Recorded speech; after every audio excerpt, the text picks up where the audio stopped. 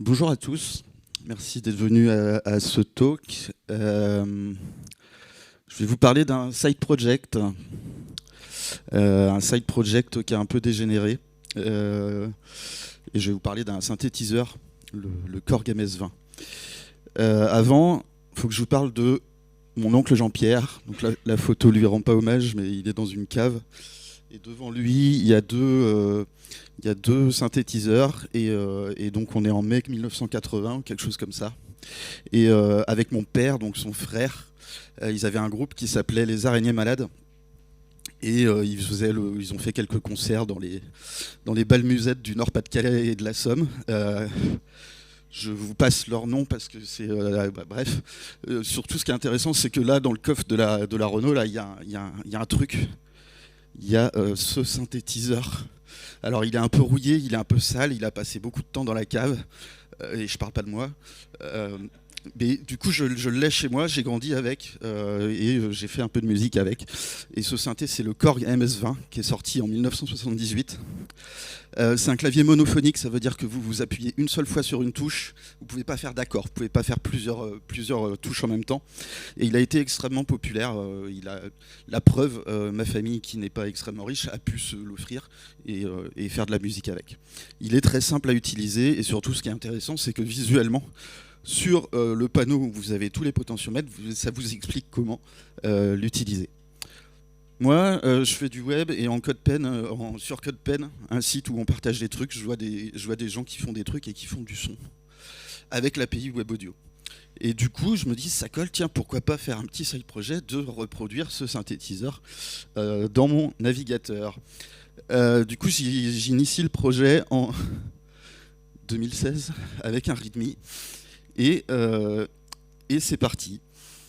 C'est quoi les objectifs d'un side project? L'idée, c'est d'expérimenter, c'est de tester des trucs, voilà, d'apprendre, et puis de s'amuser. Quand même, il faut que ça soit fun, sinon pourquoi vivre? La stack technique que j'ai choisie là-dessus, c'est Preact, parce que bon, moi je fais de l'Angular de base, et on peut vouloir faire autre chose que de l'Angular, bizarrement. Et donc j'ai choisi Preact, qui est un React avec des trucs en moins, mais qui a la même syntaxe en gros. Ce qui m'intéressait surtout, c'était son approche sur les signals. Les signals sont Angular maintenant, bref, je passe sur le sujet, et donc l'API Web Audio. Le but aussi du side project, c'est de sortir un peu de ses compétences, et donc incidemment, j'ai appris d'autres trucs que je ne vais pas détailler dans ce talk, mais voilà. Je m'appelle Benjamin Legrand, je suis tech lead chez OnePoint, vous pouvez me suivre sur les réseaux sociaux sous ce nom Benji Legnard.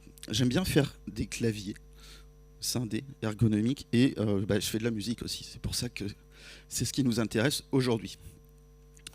La musique, c'est quoi? J'aime bien, alors c'est le petit moment citation, j'aime bien ça, de Friedrich Nietzsche. Pardon. Nietzsche.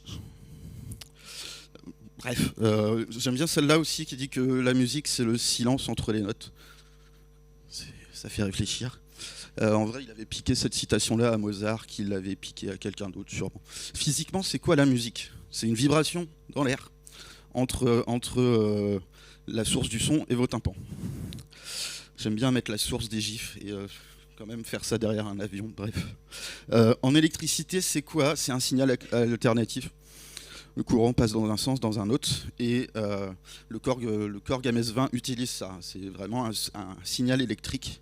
Il n'y a pas d'électronique. Quand vous branchez des enceintes, le synthé, ça fait vibrer les enceintes, et voilà, le son, quoi. La musique, en vrai, c'est des maths. Je ne sais pas si vous connaissez ce monsieur, c'est un prof de mathématiques dont l'intro de son cours a extrêmement buzzé, on va dire. Parce que si vous ne connaissez pas, il dit en gros, il introduit le truc, les fonctions décrivent le monde, du son de ma voix jusqu'à vos tympans, de la lumière jusqu'à vos yeux, tout est fonction. Donc imaginons que je veuille faire du son, et ben en fait je vais faire une belle onde sonore et je vais faire de la trigonométrie. Ça va? Tout le monde est encore là? Attention, c'est que le début. Donc pour faire une belle onde sonore, on va faire une sinusoïdale, une onde parfaite. En informatique, ça n'existe pas trop, la perfection, parce que en fait, ce qu'on va manipuler, c'est plutôt un tableau de chiffres. C'est-à-dire qu'on va représenter cette belle sinusoïde et en faire des chiffres binaires pour les stocker et les manipuler. Pourquoi? Parce qu'en fait, on va échantillonner, on va aller prendre des éléments parmi tout ça.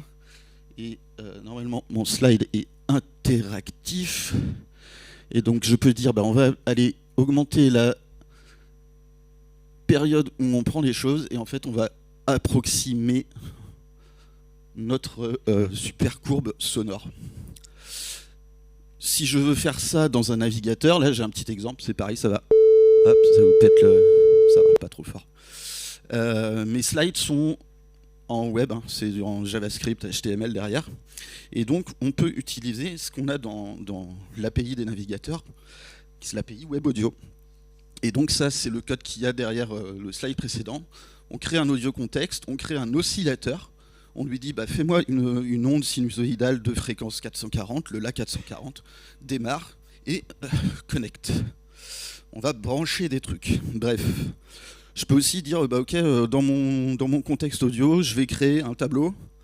Je le mets dans un buffer, je crée un buffer, et puis en fait, dedans, je vais mettre des valeurs aléatoires avec mat.random. Et ça, ça fait du bruit.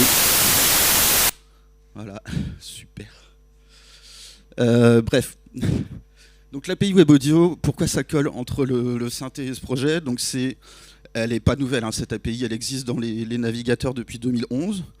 On pouvait faire du son, hein, dans les navigateurs avant, mais RIP, Flash. Donc c'est une API qui est haut niveau en JavaScript, et derrière, en fait, vous avez quand même une implémentation qui va aller parler à votre carte son, qui elle est plutôt en C++, voire assembleur. Donc avant cette API, il fallait des plugins externes, etc. C'est supporté globalement par tout le monde. Donc si vous voulez faire du son dans vos navigateurs, aujourd'hui, c'est possible. Un exemple de base que je vous ai déjà montré. Faut vérifier à chaque fois quand même que vous avez audio contexte. Et petite règle de base, ne déclenchez pas du son sans une interaction utilisateur. La plupart des navigateurs, de toute façon, vont vous dire on va rien déclencher. Et donc je vous en ai déjà montré ça, on va créer un oscillateur avec une fréquence type ciné, la valeur 440, et on connecte. On connecte quoi avec l'API Web Audio? On connecte des nœuds, parce que tout est un audio node. Ici vous allez avoir un nœud qui fait du gain, donc qui va augmenter ou baisser le volume. Mon oscillateur node en bas que je vous ai déjà parlé. Le panner node si je veux faire du son à gauche ou à droite, etc. etc. Et à chaque fois, ces nœuds, on va les connecter. Donc les méthodes de base qu'a mon audio node, c'est connect et disconnect, et il peut gérer plusieurs pistes sonores, on va dire plusieurs entrées, plusieurs sorties. Il y a un paquet de nœuds dans l'API. Donc je ne vais pas tous vous les présenter, hein, mais le principe de base, donc vous pouvez faire, c'est extrêmement puissant, vous pouvez manipuler le son comme vous voulez, charger des sources externes, des streams externes, etc. Voilà. Donc mon synthétiseur, moi, il est mono, donc déjà ça va me simplifier la vie, parce que tout ce que permet l'API Web Audio, c'est aussi de gérer de la stéréo. Moi je m'en fiche, bref. Et donc on fait un graphe de routage, grosso modo, donc là c'est un exemple, hein, c'est pas ce que j'ai fait exactement, mais avec un oscillateur node, on les connecte les uns les autres, et voilà. Vous faites beaucoup quand vous utilisez l'API Web Audio de connect et de disconnect. Et en fait, ça ressemble beaucoup à un synthétiseur modulaire déjà existant. C'est un petit peu le reproche que je ferais avec cette API, c'est que si vous savez utiliser ces trucs-là, ça fait sens. Si vous n'avez jamais vu de votre vie un synthétiseur modulaire, l'API elle pique un peu. Bref, mon synthétiseur MS-20, alors je ne l'ai pas amené avec moi, mais en fait j'ai la documentation. J'ai le manuel utilisateur de ce synthétiseur. Et ça, c'est vachement bien, parce que ça me dit exactement comment il fonctionne, ce synthé. Donc il me décrit chaque partie. Donc allons-y, lisons la doc. Je déconne, on va pas tout lire.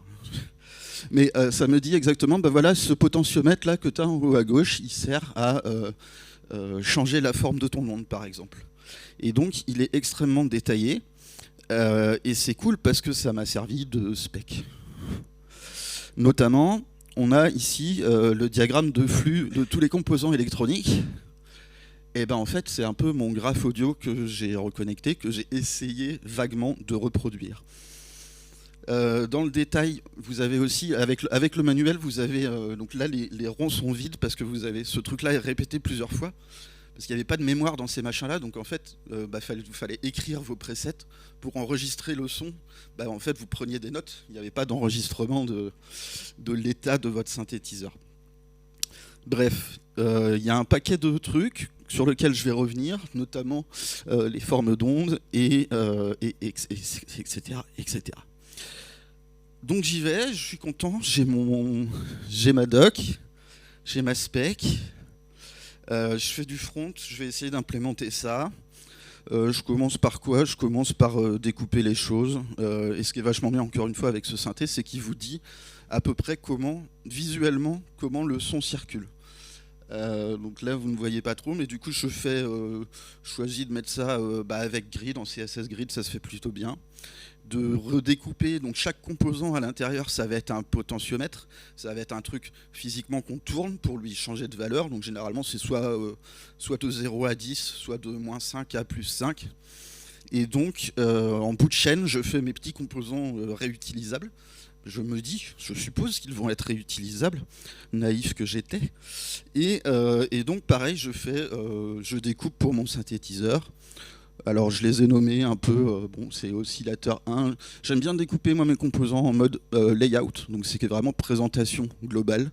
Donc là on a le corps principal, le panel de contrôle avec tous les potentiomètres, et puis à l'intérieur on va mettre des conteneurs qui vont contenir plusieurs knobs. Donc le knob ça va être mon composant rotatif. Je me dis au début je pourrais utiliser maçonnerie, c'est une nouveauté CSS qui permet de faire exactement des choses où en fait c'est pas exactement comme je veux, puis au final il y a CSS Grid qui existe. CSS Grid qui permet d'avoir beaucoup plus de souplesse sur l'alignement des choses. Et donc comment ça marche? Sur mon conteneur je dis ok, tout mon contrôle panel c'est des grids, j'ai compté mon nombre de colonnes, 8 colonnes en largeur, 4 en ligne, etc. Et donc je dis ok, pour chaque ligne tu vas prendre à peu près 35% de hauteur, 20%, etc. etc. Et toutes mes colonnes avec le repeat, je dis tu as 8 colonnes qui sont de taille égale.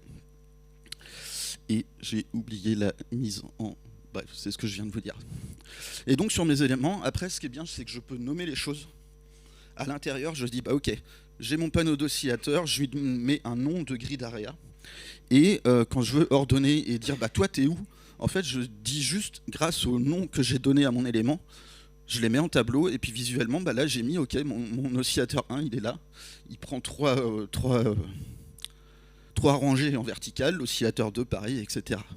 Rendu final que ça me donne un truc comme ça, et c'est exactement ce que je voulais. Bref, parfait. Maintenant c'est bien, là j'ai commencé à faire la disposition des choses, mais la première entrée utilisateur que je fais en fait c'est le clavier.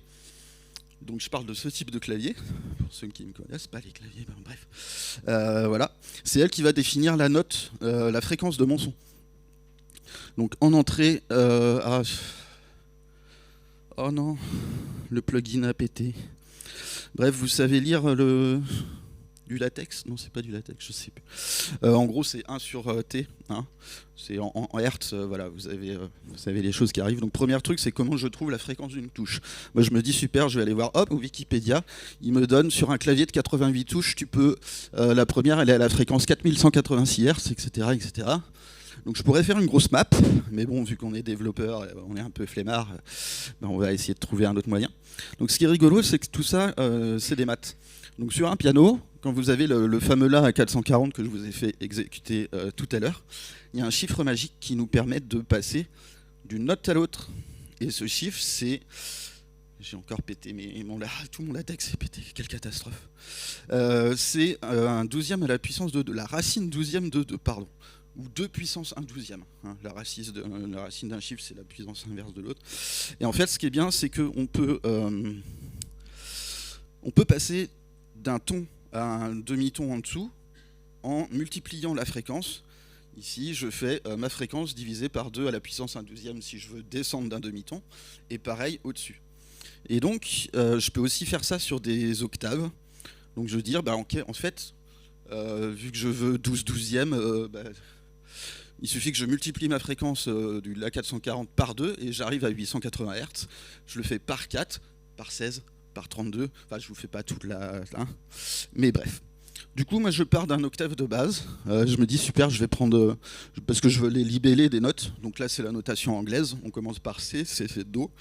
Do, Ré, Mi, Fa, Sol, La, Si, Do, avec les dièses et les bémols. Je fais une petite map parce que, pareil, je les multiplie par 4 en fait. Je dis, il y aura C1, puis l'octave C2, l'octave C3, C4. Et derrière, j'assigne la fréquence. Attention, là, ça pique un peu.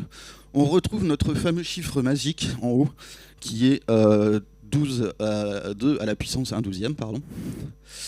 J'assigne une note de départ. Je dis mon tout premier C, ça va être le La moins 9, pour passer de là, il y a 9 octaves, 9 demi-tons à peu près. Et donc je me fais un petit tableau où là je vais pour chacune de mes notes en lettres, lui associer, créer un objet en bas où je dis est-ce que c'est une touche blanche ou noire déjà? Est-ce que lui assigner la fréquence? Et c'est super, j'ai ma donnée pour afficher mon tableau. Et ma donnée, donc elle est dans un petit objet. Super. Donc on est en Preact, il y a les mêmes principes qu'en React, vous passez des props à vos composants. Donc mon composant keyboard, ce qu'il va faire, c'est qu'il va prendre dans un use memo pour n'utiliser qu'une seule fois, parce que ça va jamais changer hein, ma liste de touches en entrée, donc on optimise les choses. Peut-être un peu trop tôt, mais on les optimise quand même. Et donc j'itère sur toutes mes clés pour afficher une touche. Et ma touche, je vais lui dire, ok, quand tu es appuyé avec la souris on mouse down, tu vas pouvoir aller assigner la fréquence à mon nœud d'oscillateur, comme je l'avais au début. Un petit truc en plus, c'est que j'ai fait aussi du décalage, un petit peu. Alors c'est un petit peu sale, mais c'est du CSS, désolé, ça arrive, même au meilleur. Et donc je dis, ok, toutes mes touches, elles sont à peu près alignées, sauf les noirs où je les décale de 5 px sur la gauche. Et grosso modo, ça rend ça. J'étais trop fier. Mais pour l'instant, trop fier, super, j'ai fait un piano en CSS, mais il fait pas de son. C'est joli, mais ça fait rien, parce que ce qui va créer du son, c'est nos oscillateurs. Donc là, je suis pas sûr que vous les voyez. Aïe, aïe, aïe. Slide en noir, c'est pas bon. On en a deux oscillateurs principaux sur le MS-20 qui n'ont pas la même configuration. C'est-à-dire que celui de gauche, il a en fait, vous pouvez changer la forme d'onde, vous pouvez changer son octave, c'est-à-dire comme je vous ai montré, passer de 2 à 4 à 32 octaves en dessous. Et chacun peut être configuré en fait avec un type d'onde. C'est le deuxième oscillateur, vous allez pouvoir faire varier légèrement la fréquence, ce qui fait que ça peut faire un son un peu dissonant, on va dire. Donc je fais mon graphe audio pour représenter ce que chacun de mes boutons qui vont être configurables. Donc j'ai deux oscillateurs. Donc j'appelle mon audio, sur mon audio contexte, je demande à créer de ce oscillateur. Pour pouvoir les atténuer un peu, je les fais passer par deux gain nodes, deux nœuds pour le volume, et puis je les branche à ma destination. Du coup, une fois que j'ai créé mes nœuds, je fais connect, connect, connect, connect, et enfin à la fin je peux faire démarrer. Et voilà. Un oscillateur node, encore, petit rappel, donc ça a une fréquence, ça a un petit paramètre, un petit audio param, j'y reviendrai sur les audio param, c'est pas mal, et en fait ça a un type d'onde.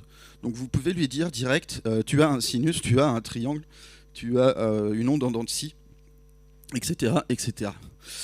Ça va se configurer simplement pour certaines valeurs, et je me dis, ça colle avec mon synthétiseur. Mais pas tout à fait, parce que le synthétiseur MS-20, vous pouvez faire varier son type d'onde.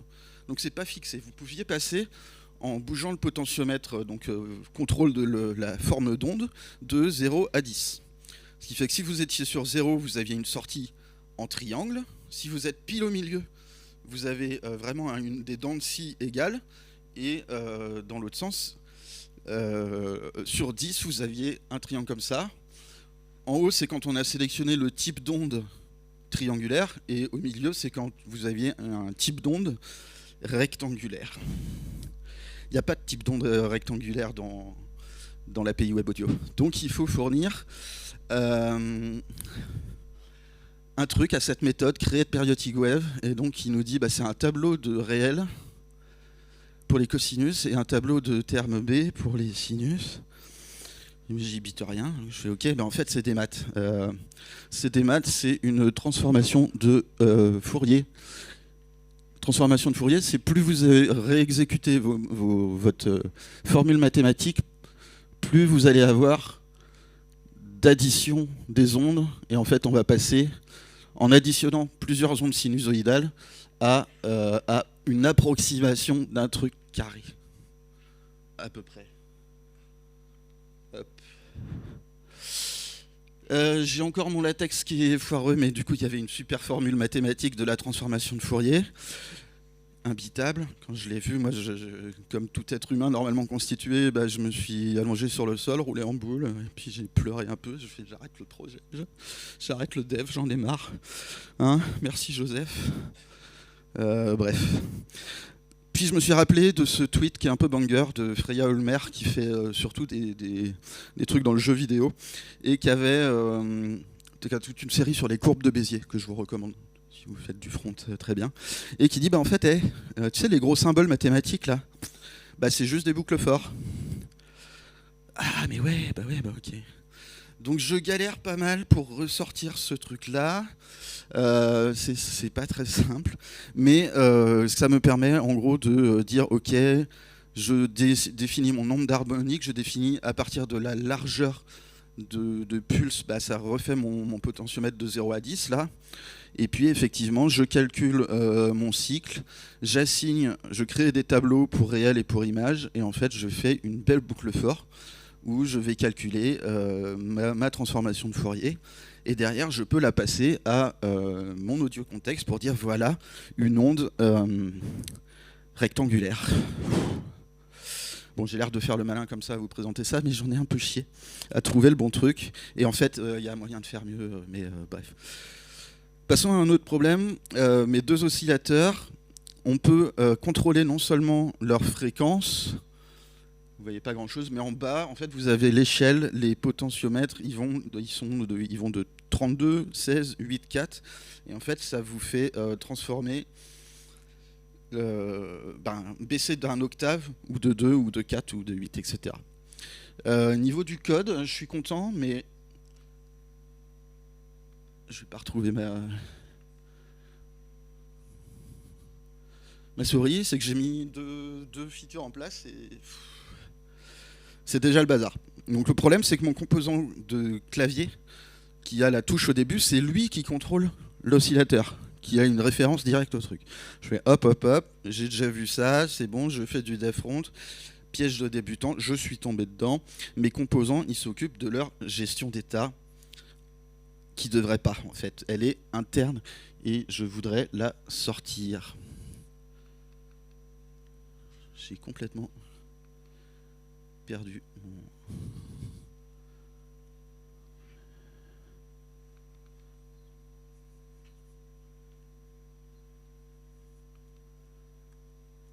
Allez.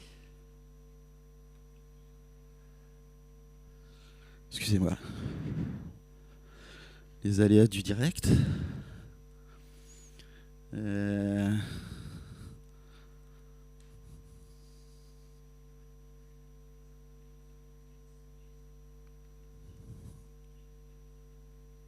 Si vous voyez ma souris.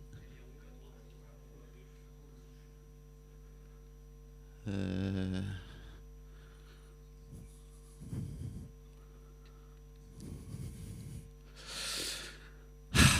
va y arriver, on va y arriver.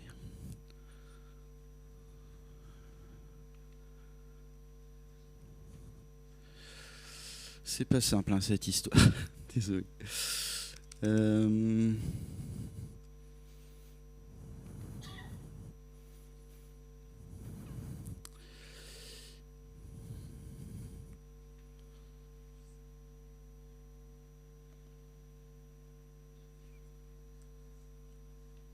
Hop.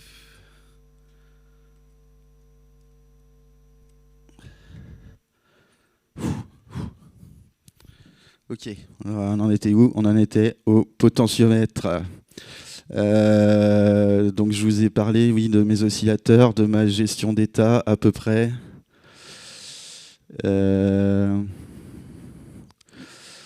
Et donc, c'était important là.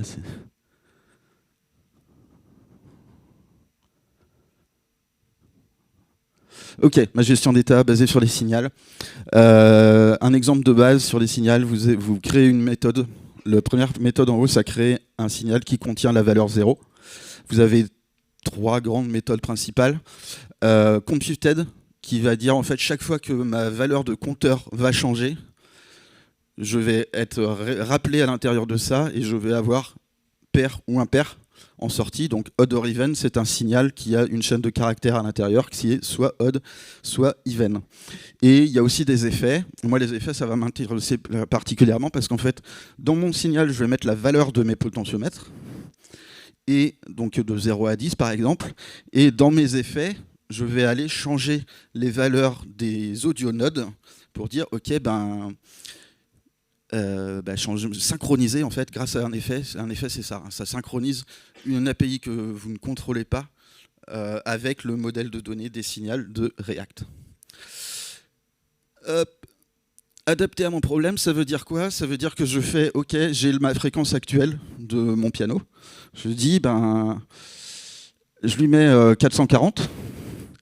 Et en fait, je vais avoir un deuxième signal pour l'échelle. Et donc, l'échelle, ça va être le facteur de multiplication que j'applique à ma fréquence.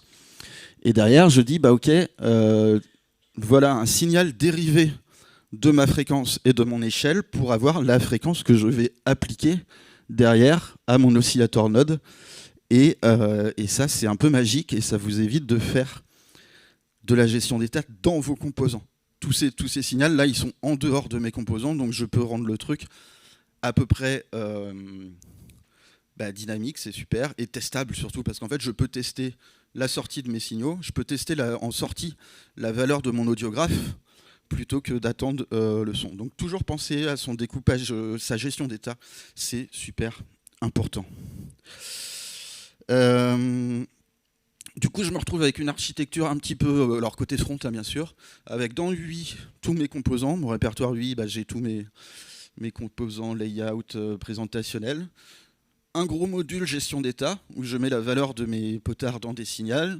Les computed réagissent à chaque fois, donc mon user interface va changer la valeur des signaux, qui va changer via des computed et des effets la valeur de mon graphe audio que j'ai créé encore à part avec les connects de partout.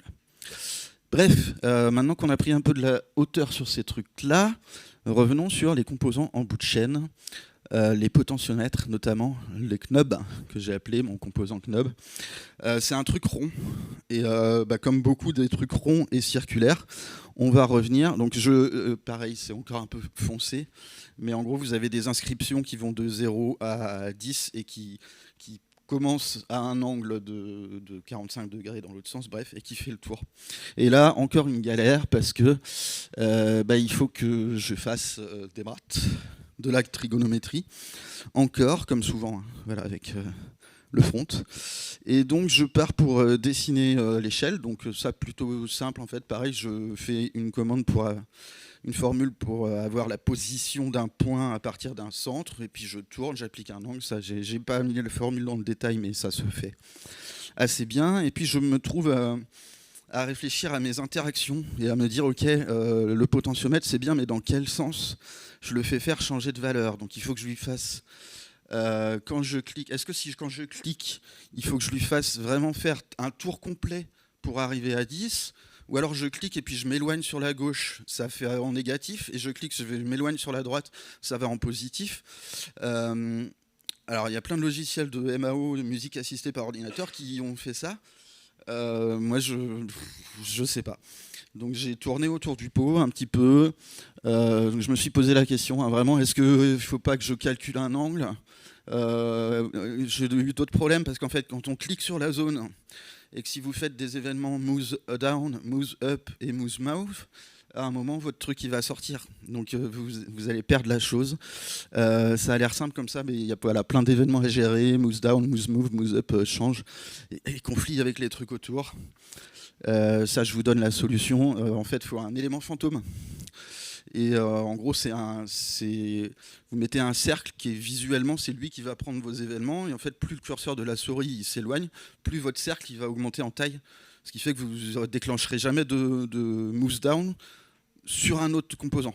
Vous restez, et ça, par exemple, c'est une technique qui est utilisée pas mal sur les menus déroulants. Quand vous avez un menu déroulant, généralement, vous avez les bons menus déroulants, hein, pas les interfaces, bref. Bref, autre solution, c'était une machine à état. En vérité, tout ça, j'ai encore rien trouvé de satisfaisant. Et ça m'a un peu saoulé, donc j'ai fait, allez, bon, c'est bon. Parce que, supprime tout, je commit même pas, bref. Parce qu'en fait, hein, le select ou mon composant potentiomètre, c'est soit un select pour avoir une seule valeur, soit un input range. Donc, faut accepter de temps en temps de se dire c'est bon, pas aller trop loin dans le front, faut savoir reconnaître qu'on s'est planté. Du coup j'ai refait un truc un peu plus simple, me disant ok, je vais pas avoir un seul knob qui fait tout, parce que je vais plutôt avoir un knob qui fait ma sélection et un knob qui fait mon range, quoi.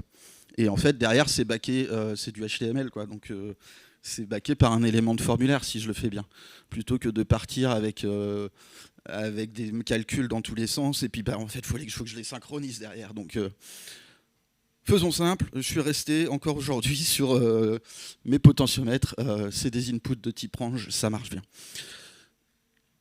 Hop, pas convaincu, moi non plus, mais c'est pas grave. Bref. Dernier truc, les filtres. Donc ça c'est assez cool. Vous pouvez sur le synthétiseur ajuster une fréquence donc il y a des filtres passe haut et des filtres passe bas. Et donc vous pouvez ajuster à quelle fréquence à peu près ça coupe pour laisser passer soit du son en bas, soit du son à fréquence haute. Donc là j'ai deux petits exemples qui en gros font juste varier le graphe. Mais grosso modo, toutes vos notes aiguës vont passer dans ce cas-là, et toutes les notes graves, non. Et j'ai la même chose sur le passe-bas. Ça, niveau code, on a ce qu'il nous faut dans l'API Web Audio, on a un Biquad Filter Node qui peut être soit passe haut, soit passe bas, soit passe band, c'est-à-dire que c'est une combinaison des deux. Donc moi je l'ai récupéré, j'ai implémenté ça du coup sur mon synthétiseur. Bref, toujours pareil, le fait d'ajouter une feature, c'est d'ajouter un signal, un composant knob qui est lié à la valeur de mon signal, et de connecter ça à des nœuds de l'API Web Audio. À chaque fois c'était assez simple, mais néanmoins avec quelques calculs dans le truc. Les générateurs d'enveloppe derrière, donc une fois que vous avez les oscillateurs qui génèrent du son, les filtres qui vous permettent de manipuler les fréquences, les générateurs d'enveloppe, il est en dehors de ça, il est derrière, et il va vous permettre de faire des choses. Donc il y a des potentiomètres qui vont gérer, donc qui s'appellent attack, time, delay, release. Et en fait j'en ai deux blocs, hein. Un qui a que 3 potards et l'autre qui a 5 potards. Et grosso modo, là aussi c'est interactif. En gros, ça va vous prendre le signal et faire un truc qui augmente. Donc je peux décaler déjà de base quand est-ce que mon générateur d'enveloppe se déclenche. Et en fait, ça va faire un volume qui monte un peu. Donc là, par exemple, si je coupe la release à la fin, voilà, ça coupe direct. Et donc on peut faire des choses un peu sympas. Ça veut dire que du coup votre son de synthétiseur, ça devient presque un piano.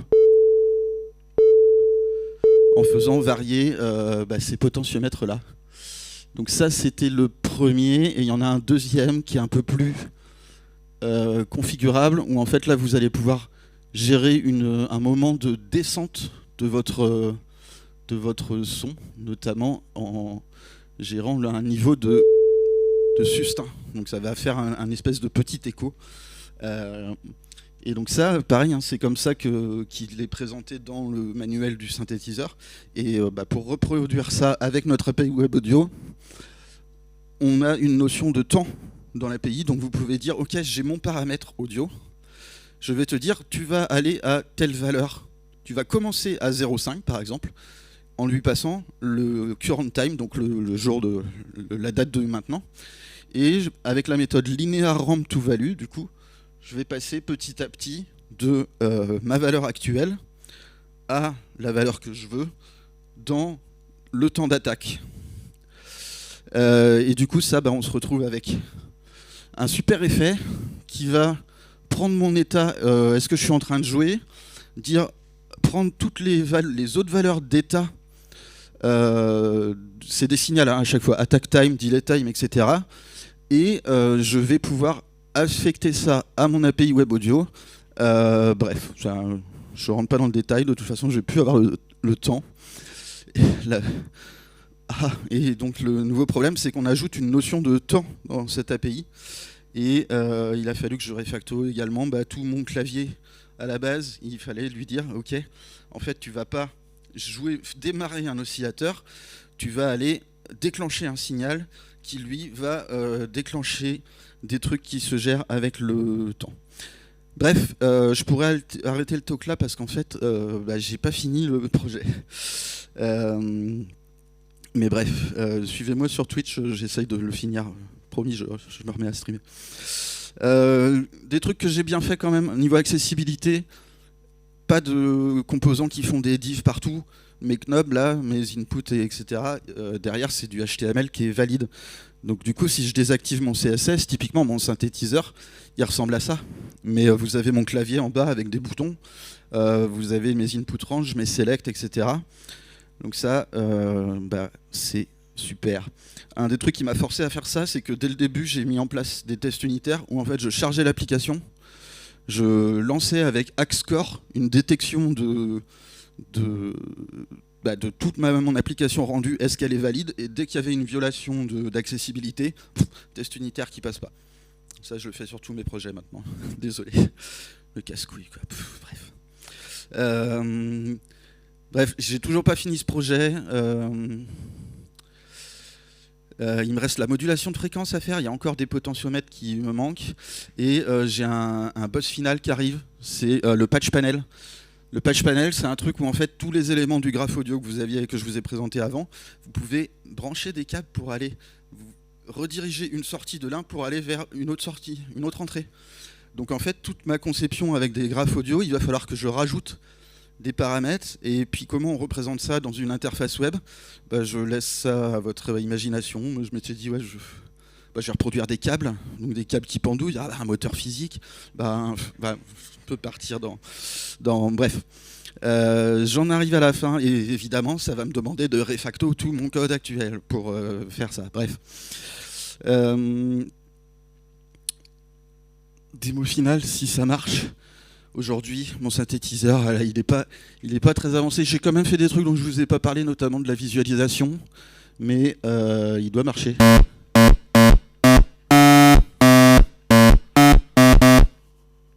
Waouh. Je peux changer normalement mes ondes. Alors ça va pas beaucoup s'entendre. J'ai mes filtres passe haut, passe bas. Et tout le bazar. Bref, j'ai ma conclusion qui doit venir. Si ça veut bien passer à la suivante. Comme je vous ai dit, l'API Web Audio, c'est un gros jouet. C'est vraiment, il n'y a pas beaucoup de cas d'usage à part faire de la synthèse sonore ou alors faire vraiment des petits sons de notification de vos interfaces, ça peut être cool. Ça vous force à penser en synthèse sonore. Ce qui est pas génial. Les gens sérieux qui font de la musique avec des ordinateurs font du C ou du Zig ou des langages bas niveau, mais ils font pas du JavaScript. Les gens sérieux font pas de JavaScript. Bref, pardon. Mais en vrai, ça montre la versatilité de JS. On peut tout refaire, on peut tout réimplémenter. Si vous avez envie de faire des trucs, faire des projets à la con comme ça, faites-les. Ça fait un bien fou. Moi, ça faisait extrêmement longtemps que je voulais faire ça. Et voilà, je me suis poussé, je me suis forcé à faire des streams 2 heures par jour, allez, bloquer. Mais au moins, j'ai avancé. Mais faites du code qui sert à rien. C'est super. Faites de l'art, faites de la musique. Gestion d'état, que vous le vouliez ou non, vous aurez toujours besoin d'une librairie ou de penser au minimum à une gestion d'état. Le sens des réals, ça c'est plus, il y a toujours un moment où tu te plantes si tu pars de la maquette. Si tu pars de ton front, de l'apparence finale, pensez à votre état, pensez à votre modèle de données. C'est pas grave si déjà c'est pas grave si vous n'avez pas de side project. On se met d'accord tout de suite. Ça c'est mon graphe de commit du projet initié en 2016. Ouais, j'ai bossé dessus un peu en 2023 et un peu en 2025. Donc vous foutez pas la pression, faites-le en public, ça c'est quand même bien d'avoir une pression de les gens, même si il y a des personnes qui vous suivent souvent, le fait pour moi ça m'a servi de dire ok je fais ça et du coup je vais au bout du truc. Je suis pas encore allé au bout, mais bref, les sujets de niche, l'informatique c'est large, tous les sujets peuvent être informatisés et les portes sont ouvertes, il suffit juste de foncer dedans. Merci, j'en ai fini. Je voudrais dédicacer ce talk à mon oncle Jean-Pierre, sans qui j'aurais pas fait ça. Si jamais vous voulez acheter un synthétiseur Korg MS-20, ça vaut dans les 1500 balles. Je ne vends pas le mien. Ok. Merci, vous pouvez me laisser des feedbacks, les projets et tout.